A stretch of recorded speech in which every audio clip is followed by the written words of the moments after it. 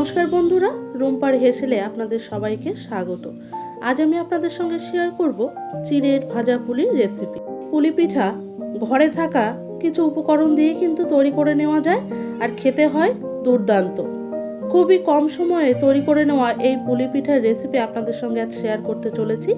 ছোট বড় সকলেরই ফেভারিট এই পুলি পিঠার রেসিপি। তাহলে চলুন দেখে নেওয়া যাক। চিড়ের পুলি বানানোর জন্য আমি এখানে 200 গ্রাম পরিমাণে চিড়ে নিয়ে নিয়েছি। পাতলা চিড়েটা আমি এখানে ব্যবহার করছি। আপনারা চাইলে আরেকটু মোটা ধরনের যে চিড়েটা পাওয়া যায় সেটাও কিন্তু ব্যবহার করতে পারেন। সমস্ত চিড়েটা নিয়ে নেওয়ার পরে আমি একটা পাত্রে জল নিয়ে নিয়েছি। চিড়েটাকে খুব ভালো করে ধুয়ে নেব।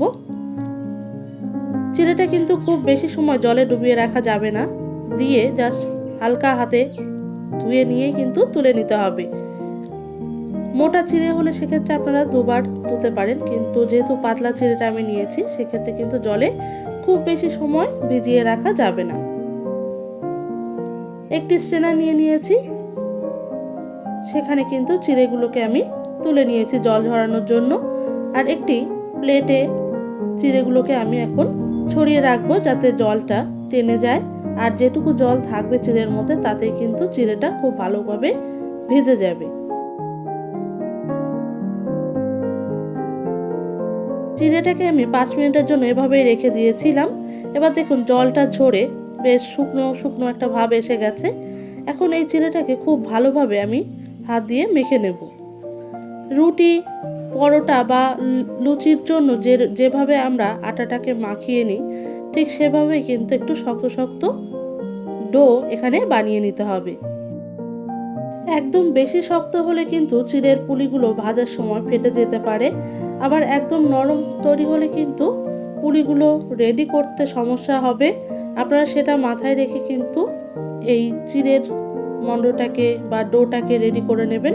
যদি মাখার সময় একটু অসুবিধা হয় তাহলে সামান্য 2 চামচ পরিমাণে 2 থেকে 3 চামচ পরিমাণে আপনি ঈষৎ উষ্ণ গরম জল এখানে ব্যবহার করবেন। গরম জলটা দিয়ে খুব ভালো করে আবার মেখে নিচ্ছি।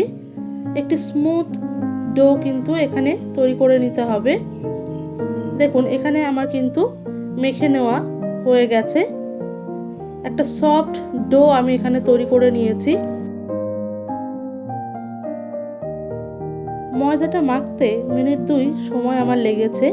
আর এখন এখানে অ্যাড করে দিচ্ছি 2 চামচ পরিমাণে ময়দা, আর অ্যাড করে দেব টেস্ট অনুযায়ী লবণ। লবণটা আপনারা আপনাদের স্বাদ মতো নিয়ে নেবেন। দুটো উপকরণ দিয়ে খুব ভালোভাবে কিন্তু আবার এই চিড়ের সঙ্গে মাখিয়ে নেব। ভিজিয়ে রাখা চিড়েটা আমার এখানে সুন্দরভাবে মাখিয়ে নেওয়া হয়ে গেছে। এখানে দিয়ে দিচ্ছি দারচিনি গুঁড়ো সামান্য, আপনারা চাইলে এলাচ গুঁড়ো দিতে পারেন। দিয়ে দিচ্ছি 2 চামচ পরিমাণে চিনির পাউডার। চিনিটাকে আমি এখানে মিক্সিতে গুঁড়ো করে নিয়েছি, পাউডার করে নিয়েছি। আপনারা চাইলে শিলেও বেটে নিতে পারেন।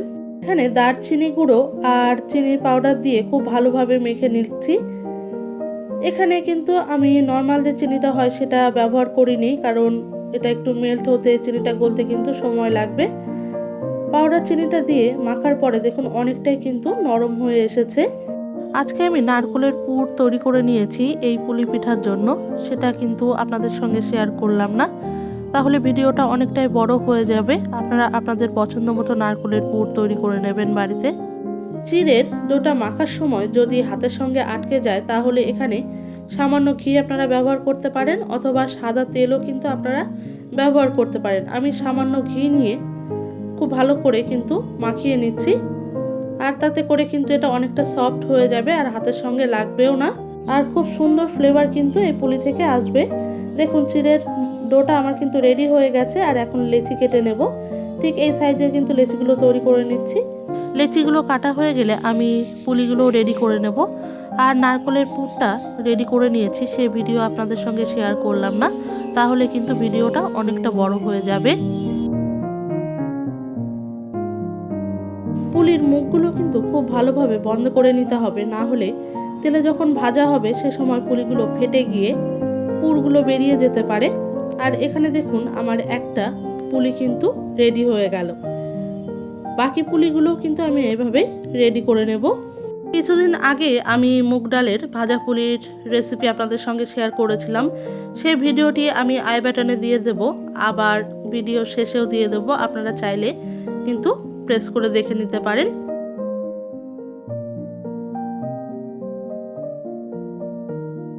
এখানে আরেকটি পুলি আপনাদেরকে তৈরি করে দেখিয়ে দিচ্ছি।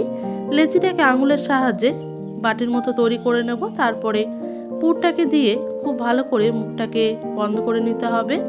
আপনারা চাইলে পুলিটাকে আলাদা আলাদা ডিজাইনে তৈরি করে নিতে পারেন, কিন্তু আমি আজকে কোনো রকম ডিজাইন করছি না, নর্মালভাবে পুলিটাকে রেডি করে নিয়েছি। আর এখানে সমস্ত পুলিটাকে কিন্তু আমার রেডি করে নেওয়া হয়ে গেছে। এখন এই পুলিগুলোকে ভেজে নেব। কড়াইতে দিয়ে দিয়েছি সাদা তেল, তেলটা খুব ভালোভাবে গরম হয়ে গেছে। আর এখানে আমি এক এক করে পুলিগুলোকে দিয়ে দিচ্ছি। পুলিগুলোকে কিন্তু আমি হাই টু মিডিয়াম ফ্লেমে রেখেই ভাজবো। একসঙ্গে অনেক বেশি পুলি কিন্তু দিয়ে ভাজবেন না, 4 থেকে 5টা পুলি যথেষ্ট এক একটি ব্যাচে ভাজার জন্য। প্রথম অবস্থাতেই পুলিগুলো দিয়ে খুব বেশি নাড়াচাড়া কিন্তু করা যাবে না, হালকা হাতে পুলিগুলোকে এপিট ওপিট করে দিতে হবে। একদিকে দেখুন ভাজা হয়ে গেছে, লাইট কালার এসে গেছে।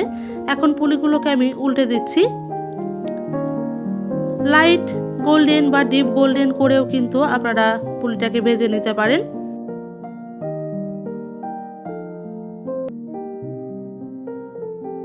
এই চিড়ের পুলি বা পোহার পুলি বানানোর জন্য কিন্তু খুব বেশি উপকরণ লাগে না।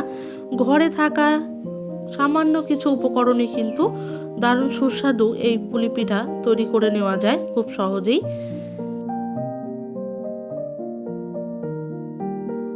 এখানে আমার প্রথম ব্যাচের পুলিগুলো কিন্তু ভেজে নেওয়া হয়ে গেছে।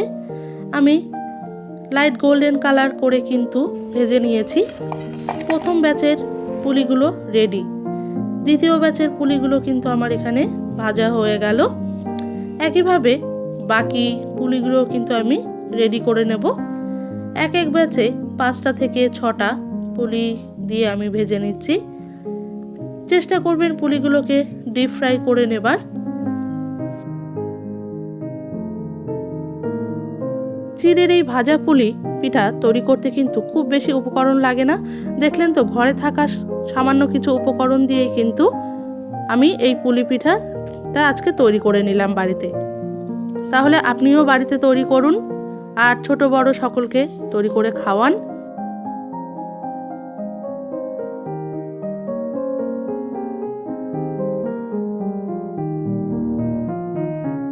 আর এখানে কিন্তু আমার সমস্ত পুলিগুলোই ভেজে নেওয়া হয়ে গেছে। সার্ভ করে দেব গরম গরম পুলি পিঠা। খেতে কিন্তু দুর্দান্ত লাগে। আপনারা এই পিঠাটাকে এয়ারটাইট কন্টেনারে রেখে 2 থেকে 3 দিন পর্যন্ত খেতে পারবেন। কেমন লাগলো আজকে আমার এই পিঠার রেসিপি জানাতে কিন্তু ভুলবেন না। ভিডিওটি ভালো লেগে থাকলে বরাবরের জন্য একটি লাইক কমেন্ট করবেন, আর রেসিপিটি অনেক অনেক বেশি শেয়ার করে দেবেন। চ্যানেলের নতুন বন্ধুরা চ্যানেলটিকে সাবস্ক্রাইব করতে ভুলবেন না। আজ এ পর্যন্তই। দেখা হচ্ছে অন্য কোনো রেসিপি নিয়ে অন্য কোনো ভিডিওতে। ততক্ষণ আপনারা ভালো থাকুন, সুস্থ থাকুন।